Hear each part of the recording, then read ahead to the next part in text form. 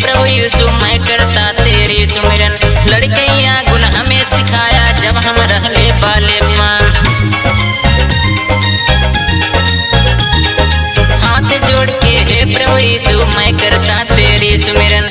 लड़कैया गुण हमें सिखाया जब हम रहले बालेपन। कितना प्रेम की हाथ तू हमसे खुनवा अपन बहा देला।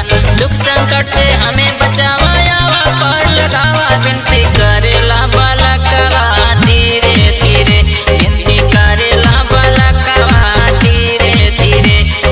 धीरे धीरे ओ धीरे धीरे प्रभु जी खेवाई ने मारिया धीरे धीरे। प्रभु जी खेवाई ने मारिया धीरे धीरे।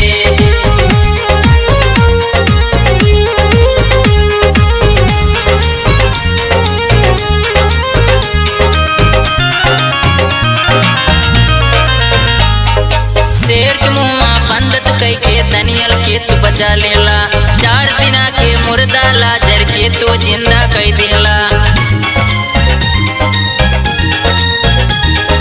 शेर के मुँह बंद तो कई के दनियल के तू बचा लेला। 4 दिना के मुर्दा लाजर के तू जिंदा कई देला। हमरी बेरी देरी कई के कहवा डगर भुला गईला।